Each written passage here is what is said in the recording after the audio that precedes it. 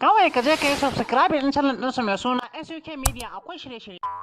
Inna lillahi wa inna ilaihi raji'una. Allah ya yi wa Kamal Aboki rasuwa, wannan ɗan wasan barkwancin da kuka sani na comedy wanda yake yi comedy da Turawa, inda a yanzu za ku ji mu ɗauke da sakamakon mutuwar tasa a hanyarsa ta Maiduguri zuwa Kano. Ga cikakken rahoton.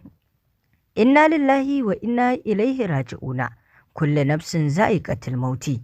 Dukkan wani ɗan adam da yake raye a doron duniya to fa a kwana a tashi to fa zai mutu ya koma ga Rabbana.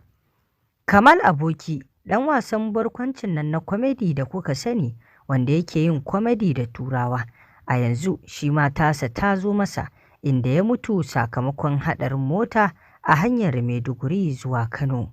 Inna lillahi wa inna ilaihi raji'una. Kamal Aboki mutum ne wanda ya kasance mai faran-faran, mai sanya jama'a wato annashuwa da farin ciki da dariya.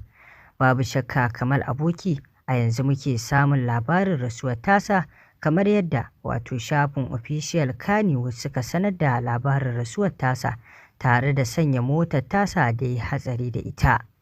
Haka dama duniya take, dukkan wani ɗan adam da ka sani to fa a kwana tashi ajalinsa na nan yana zuwa kansa. Sai dai wani zai mutu ne ba tare da cuta ba ko rashin lafiya, wani kuma zai mutu ne sakamakon cuta, wani kuma zai mutu ne sakamakon haɗari, wani kuma zai mutu ne sakamakon faɗawa ruwa da dai sauran irin sabubba da ake da su na mutuwa. Inda yanzu Kamal Aboki Allah ya ƙadarta silar mutuwarsa shine haɗarin mota. A yanzu dai babu shakka ba mu samu labarin shin menene ya tafi can wato garin na Maiduguri ba. Sai dai kamar yadda kuka sani a mazauninsa na ɗan wasan barkwanci zai iya yiwuwa wala Allah ya je ne zuwa wani sha'ani wanda ya danganci harkarsa da yake yi, ko kuma a'a ziyara ya tafi, wannan dai har yanzu labari bai bayyana ba.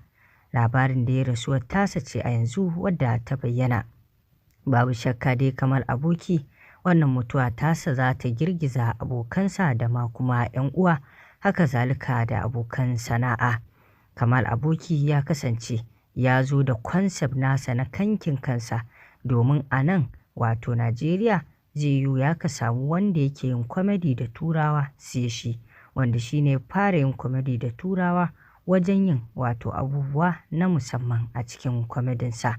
Babu shakka muna roƙon Allah Ubangiji ya ji kansa, ya yi masa rahama, ya kyautata wannan mutuwa tasa, ya sanya wannan hatsari da ya zama silar samun salama a gare shi. Kurakuransa ya Ubangiji da ya aikata Allah ka yafe masa, Allah Ubangiji ka ji kansa kai masa rahama. To masu saurare me za ku ci a dangane da wannan rahoton? Mun gode.